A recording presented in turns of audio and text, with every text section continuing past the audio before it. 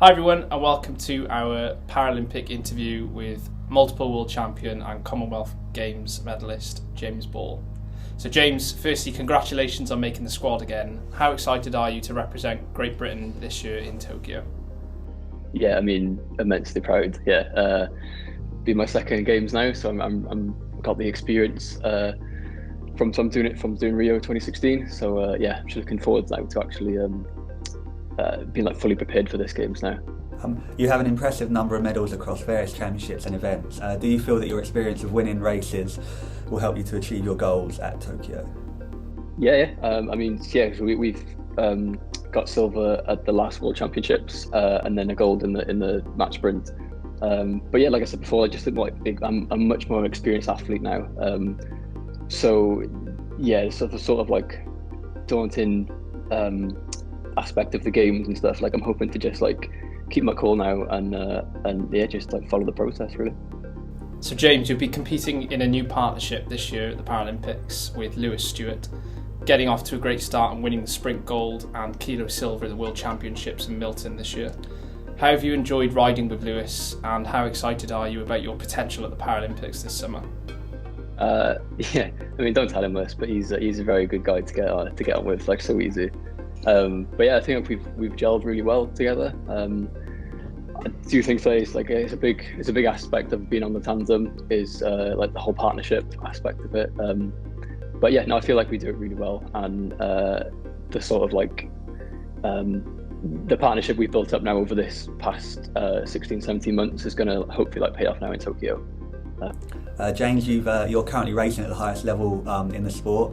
Do nerves still play a part in the build-up to a big race for you? I guess if you ask Lewis, he'd probably say yes. But personally, I mean, like I said, because I have that experience now under my belt, and I'm hoping that this time now it'll be a lot better. But also there's more at stake this time. But yeah, no, I'm hoping just to keep cool. So you hear about different athletes who talk about how they prepare for big sporting events, often with some pre-event ritual. Are you a superstitious person? Do you have a pre-race routine that you follow every time? The only thing I do is I've got a warm-up playlist. So I have a set list of songs on the to get ready really, and that's enough for me really on the actual day. What sort of music do you listen to? It's metal and just heavy metal really. That's what really gets me going. I play the drums as well, so I'm all into the drums and stuff really. James, on the whole, how have you found the pandemic has affected your training and preparations for the Paralympics this year? Yeah, when we initially went into lockdown back in March, April, obviously the velodrome was closed and stuff, so we were just doing whatever we could really. So I remember I was doing starts in the car park and just trying all these different ways to keep training. Then we were lucky enough really then just the velodrome to reopen after just a little while, so we could then continue training really. But yeah, I mean, I'm still grateful for that really, and I think that the facility we have here at NSAP is just so good. So yeah, I'm very, very grateful to keep training really. How's training been leading up to Tokyo? It's going good. Yeah. We're in a good place at the moment, and just before we head to Newport soon, so we're just looking to get the final preparations done now. But yeah, no, I feel in good shape. So hopefully, good results. Are the rumours true that you beat Game of Thrones The Mountain in a leg press competition at his gym in Iceland when you visited?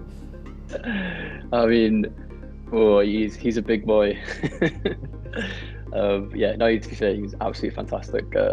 It felt very, very strange because I wasn't planned at all. I literally just knocked on the door and he was happy to be trained, happy to let us in and just watch him train really. So yeah, it was pretty surreal. It's not impossible to imagine this year's Paralympics will go ahead without any crowds.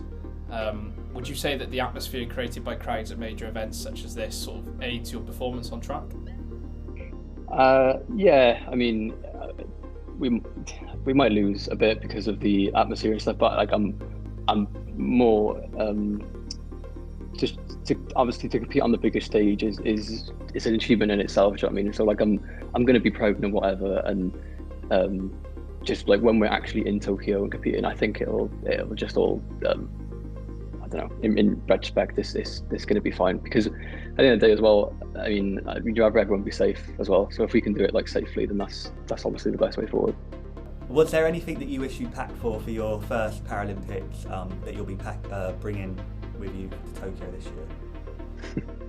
I mean, I've got my Nintendo Switch at the moment because there's a lot of downtime, and especially there'll be more this time, obviously with the pandemic. But yeah, I mean, I'll have that on standby now, so that'll keep me entertained. Oh, great. What sort of games what sort of games will you be? Oh, the classic Mario Kart and Mario Party, anything competitive really. Well, James, thanks very much for taking the time to speak to us. We wish you all the very best with your time at the Paralympics, and we've got all of Wales behind you. Best of luck. Yeah, definitely. I appreciate it. Thank you very much.